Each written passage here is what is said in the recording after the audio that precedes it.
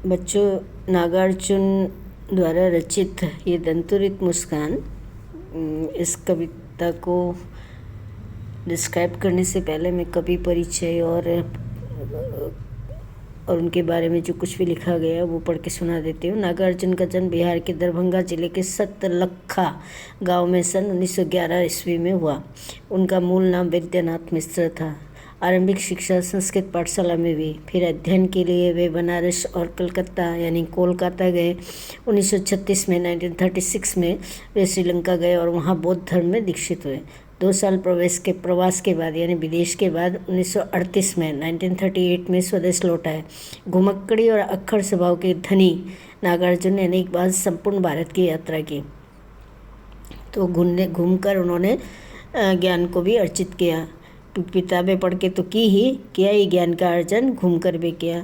सन 1998 में उनका देहांत हो गया। 1998 में उनका देहांत हो गया। नागार्जुन की प्रमुख काव्य कृतियाँ युगधारा, सतरंगे पंखों वाली, हजार हजार बाहों वाली, तुमने कहा था, पुरानी जूतियों का कोरस, आखिर ऐसा क्या कह दिया मैंने, मैं मिलिट्री का बूढ़ा घोड़ा। नागार्जुन ने कविता के साथ साथ उपन्यास और अन्य गद्य विद्याओं में भी लेखन किया।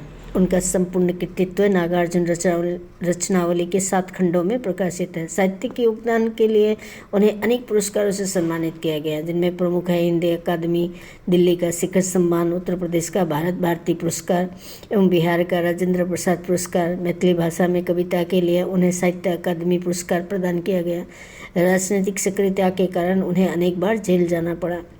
हिंदी और मैथिली में समान रूप से लेखन करने वाले नागार्जुन ने बांग्ला और संस्कृत में भी कविताएं लिखी है। मातृभाषा मैथिली में वे यात्री के नाम से प्रतिष्ठित है। लोक जीवन से गहरा सरोकार रखने वाले नागार्जुन भ्रष्टाचार, राजनीतिक स्वार्थ और समाज की पतनशील स्थितियों के प्रति अपने साहित्य में विशेष सजग रहे। वे व्यंग में माहिर है। हरिशंकर परसाई की तरह व्यंग में भी वे माहिर है। हरिशंकर परसाई व्यंग के प्रसिद्ध लेखक हैं और व्यंग्यकार हैं, और नागार्जुन जी भी व्यंग में माहिर हैं। यानी अभी तो वो नहीं हैं, थे, इसीलिए उन्हें आधुनिक कवि भी कहा जाता है। छायावादोत्तर यानी छायावाद के बाद वाला समय दौर के वे ऐसे अकेले कवि हैं जिनकी कविता गाँव के चौपालों साहित्यिक दुनिया में समान रूप से लोकप्रिय रहे। वे वास्तविक अर्थों में जन कवि हैं, यानी लोगों के कवि हैं। सामयिक बोध से गहराई से जुड़े नागार्जुन की आंदोलन धर्मी कविताओं को व्यापक लोकप्रियता मिली। मतलब उनकी कविता में आंदोलन होता है, विद्रोह की भावना झलकती है। नागार्जुन ने छंदों में काव्य रचना की और मुक्त छंद में भी। तो नागार्जुन ने छंदों में काव्य रचना की और मुक्त छंद में भी की। ये दोनों ही कविताओं की विधाएं हैं, छंद और मुक्त छंद। देखते हैं आखिर इस कविता दंतुरित मुस्कान में है क्या। यह दंतुरित मुस्कान कविता में छोटे बच्चे की मनोहारी मुस्कान देखकर कवि के मन में जो भाव उमड़ते हैं उन्हें कविता में अनेक बिंबों के माध्यम से प्रकट किया गया। बिंब मीन्स उदाहरण के द्वारा, है ना, सिंबल के द्वारा। कवि का मानना है कि इस सुंदरता में जीवन का संदेश है। इस सुंदरता की व्याप्ति ऐसी है कि कठोर से कठोर मन भी पिघल जाए। इस दंतुरित मुस्कान की मोहकता तब और बढ़ जाती है जब उसके साथ नज़रों का बांकपन जुड़ जाता है। बांकपन मतलब तिरछापन जुड़ जाता है। फसल शब्द सुनते, अब ये फसल के बारे में कहा गया। फसल शब्द सुनते ही खेतों में लहलाती फसल आंखों के सामने आ जाती है, परंतु फसल है क्या और इसे पैदा करने में किन किन तत्वों का योगदान होता है, इसे बताया है नागार्जुन ने अपनी कविता फसल में। कविता ये भी रेखांकित करती है कि प्रकृति और मनुष्य के संयोग से ही सृजन संभव है। बोलचाल की भाषा की गति और लय कविता को प्रभावशाली बनाती है। कहना ना होगा कि कविता हमें उपभोक्ता संस्कृति के दौर में कृषि संस्कृति के निकट ले जाती है। यानी ये कृषि संस्कृति पर आधारित कविता है, लेकिन उपभोक्ता संस्कृति मतलब इससे जो उपज पैदा होती है उसको हम कंज्यूम करते हैं, तो हम उपभोक्तावादी संस्कृति के दौर में जी रहे हैं। ये दंतुरित मुस्कान, तुम्हारी ये दंतुरित मुस्कान मृतक में भी डाल देगी जान। धूली धूसर तुम्हारे ये गात, छोड़कर तालाब मेरी झोपड़ी में खिल रहे जलजात। परस पाकर तुम्हारा ही प्राण पिघल कर जल बन गया होगा कठिन पाषाण। छू गया तुमसे कि झड़ने लग पड़े शेफालिका के फूल, बास था कि बबूल, बास या बबूल के पेड़ से भी शेफालिका के जैसे सुगंधित फूल झड़ने लग जाते हैं। किस तरह से? परस पाकर, इस बच्चे का स्पर्श पाकर। तुम मुझे पाए नहीं पहचान, देखते ही रहोगे एनिमेशन में टकटकी लगा कर दिखते ही रहोगे। थक गए होगे, आंखें लूँ में फेर, क्या हुआ यदि हो न सके परिचित न पहली बार।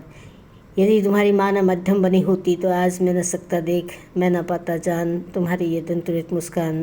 धन्य है तुम, माँ भी तुम्हारी धन्य, चिर प्रवासी में इतर मैं अन्य। इस अतिथि से प्रिय तुम्हारा क्या रहा संपर्क। अंगुलियाँ माँ की कराती रही मधुपर्क एक मिश्रण होता है जिसमें 5 तत्वों का समावेश होता है, बताएंगे।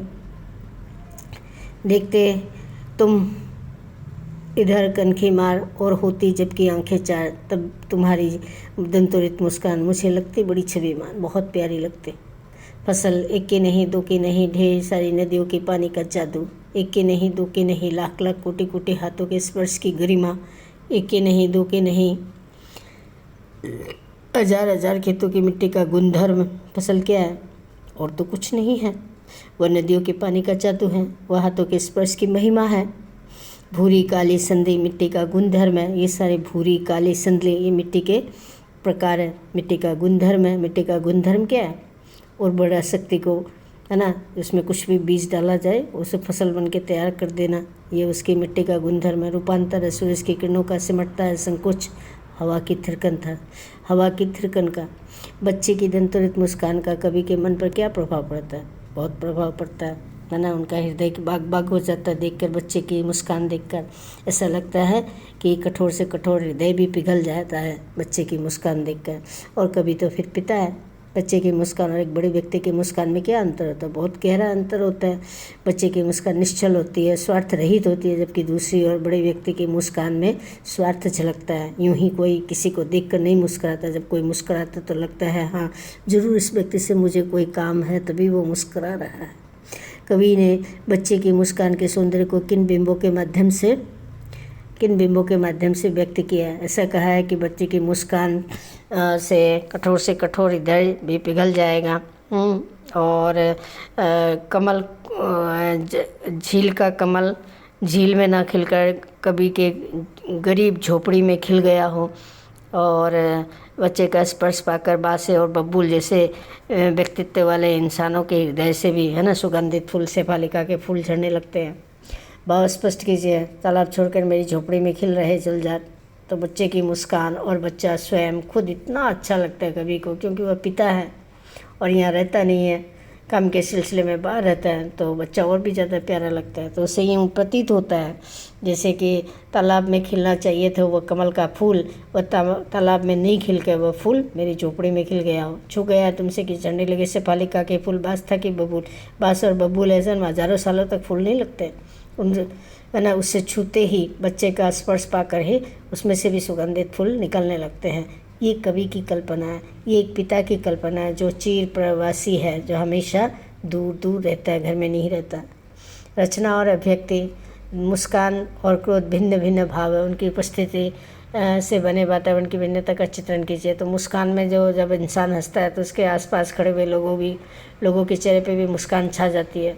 तो मुस्कान एक मनमोहक वातावरण की सृष्टि करता है। दूसरी ओर क्रोध में इंसान गुस्से में रहता है और आसपास जितने भी लोग रहते हैं उस पर भी उसका प्रभाव पड़ता है, तो स्थिति जो है तनावपूर्ण हो जाती है। दंतरित मुस्कान से बच्चे की उम्र का अनुमान लगाइए और तर्क सहित उत्तर दीजिए। तो जो जिस अवस्था में दांत निकलते हैं वो करीब 6 से 7 या 8-9 महीने की उम्र रही होती है, तब बच्चे के दांत निकलते हैं।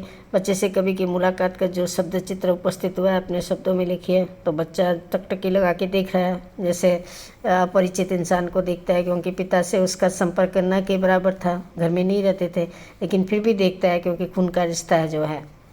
तो जब भी आंखें चार होती है तो कभी को ऐसा महसूस होता है कि बच्चा थक गया होगा, है ना, ये तो आंखें नहीं हटा रहा, मैं ही हटा लेता हूँ, क्योंकि उससे पिता है ना, तो बच्चे के सुख दुख का एहसास है उसे।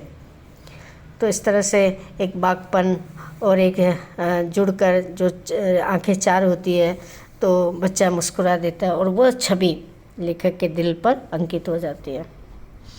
अब आते हैं पाठोत्तर सक्रियता।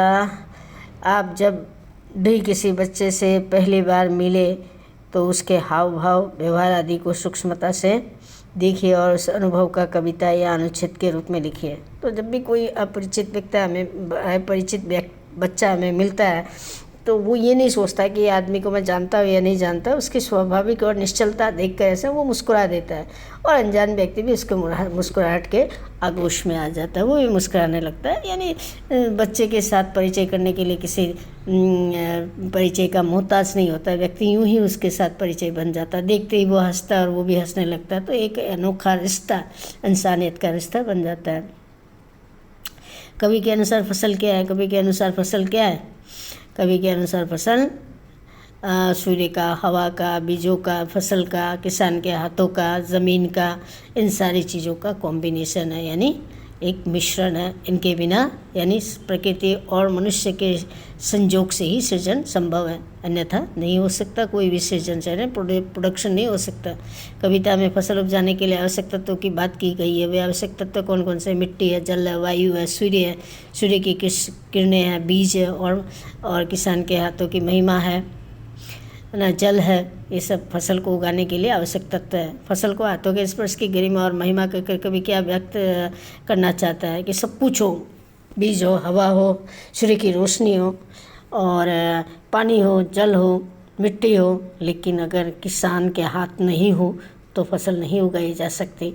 तो इसी तरह से कोई भी एक तत्व की कमी हो तो फसल की सृष्टि नहीं हो सकते। भाव स्पष्ट कीजिए। रूपांतर है सूरज की किरणों का सिमटा हुआ संकोच है हवा की थिरकन का।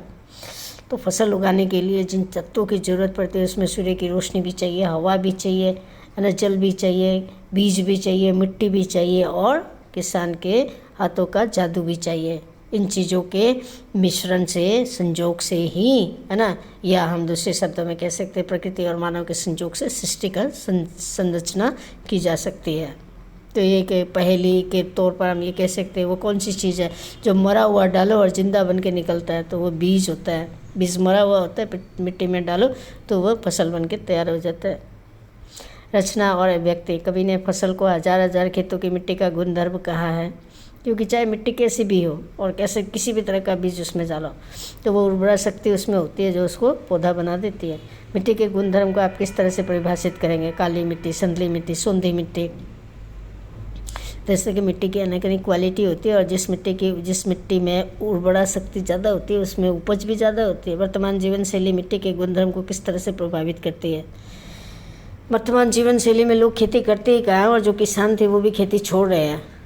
तो क्या हुआ? अनाज का अभाव हो रहा है, जनसंख्या बढ़ रही है और इसीलिए चीज़ों के दाम भी बढ़ रहे हैं। मिट्टी द्वारा अपना गुणधर्म छोड़ने की स्थिति में क्या किसी भी प्रकार के जीवन की कल्पना की जा सकती है? बिल्कुल नहीं की जा सकती। गुणधर्म को छोड़ना नहीं देना चाहिए। उर्वरा शक्ति बनाए रखने के लिए तरह तरह के खाद, जो प्राकृतिक खाद होते हैं उसमें डालना चाहिए। जैसे पत्ते हो गए, है ना, सूखे फलों के, फ्रूट्स के छिलके हो गए, वो उनमें डालो। गीले जबड़े मत डालो, ऐसे सूखे जबड़े डाल के उसकी उर्वरा शक्ति को बढ़ाया जा सकता है। और मैन्योर तो है ही, खाद तो पाया जाता है, जैसे ये आपका यूरिया हुआ वगैरह तो डाला ही जाता है, वरना उनके बिना प्रोडक्शन ज़्यादा मात्रा में नहीं बढ़ाया जा सकता। मिट्टी के गुणधर्म को पोषित करने में हमारी क्या भूमिका हो सकती है? उसमें ऐसे तत्व न डालें, पॉलीथीन वगैरह न डालें जो मिट्टी में अंदर जाके सड़े ही नहीं और उसकी उर्वरा शक्ति को ख़राब कर दे। तो ये हमारा भूमिका है कि हम उसकी उर्वरा शक्ति को बनाए रखने के लिए पोषक तत्व डालें, अपोषक तत्व न डालें। तो इस तरह से ये चैप्टर पूरा समाप्त हुआ। उम्मीद है आपको पसंद आएगा और आपके काम भी आएगा। धन्यवाद।